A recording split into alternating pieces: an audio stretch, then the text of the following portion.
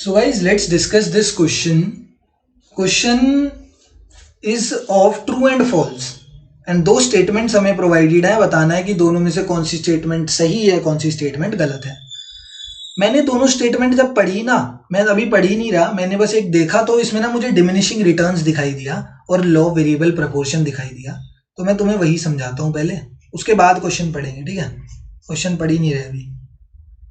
मैंने diminishing returns में मुझे क्या पता है कि लॉ ऑफ डिमिनिशिंग रिटर्न्स क्या होता है। जब एमपी जो है मेरा फॉल करता है, जब एमपी जो है वो फॉल करता है, उसी फेज को बोला जाता है diminishing return phase. Diminishing return phase बोला जाता है या उसी को लॉ ऑफ डिमिनिशिंग रिटर्न बोला जाता है जब एमपी फॉल करता है। तो this is the law of diminishing returns.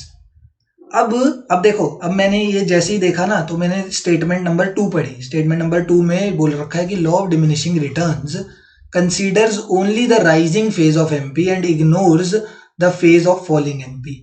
तो तुम बताओ क्या ये स्टेटमेंट सही है? तो सर बिल्कुल गलत स्टेटमेंट है। अभी तो आपने बोला कि एमपी क्या, ये लॉ ऑफ डिमिनिशिंग रिटर्न क्या बताता है, नाम से ही पता लग रहा है, डिमिनिश मतलब कम हो रहा है। तो ये हमेशा फॉलिंग फेज ऑफ एमपी दिखाता है एंड यहां पर हमसे बोला गया ignore the falling MP and rising MP को कंसीडर करो। तो बिल्कुल गलत है। हमें डिमिनिशिंग रिटर्न्स दिखाता ही फॉलिंग एमपी का है फेज, ठीक है। ये राइजिंग फेज ऑफ एमपी को कंसीडर नहीं करता। राइजिंग फेज ऑफ एमपी, अगर मैं इसमें राइजिंग फेज ऑफ एमपी को कंसीडर कर लूं, ठीक है, मैंने इसमें राइजिंग फेज ऑफ एमपी, जिसको मैं इंक्रीजिंग रिटर्न बोलता हूं, जिसको मैं क्या बोलते हैं, मैं नहीं मतलब इकोनॉमिस्ट बोलते हैं, जिसे इकोनॉमिस्ट इंक्रीजिंग रिटर्न बोलते हैं, जिसको इकोनॉमिस्ट इंक्रीजिंग रिटर्न बोलते हैं। अगर मैं इसमें ये भी ऐड कर दूं तो ये मेरे पास क्या रिलेशनशिप निकल के आ जाएगी, ये मेरे पास रिलेशनशिप निकल के आ जाएगी लॉ ऑफ वेरिएबल प्रपोर्शन की। क्योंकि जिस बच्चे ने भी law of variable proportion class में पढ़ा है उसको पता होगा कि लॉ ऑफ वेरिएबल प्रपोर्शन में यही तो बताया जाता है कि MP initially increases, reaches its maximum level and then falls, फिर वो रिमेन पॉजिटिव देन नेगेटिव, वो तो है ही है।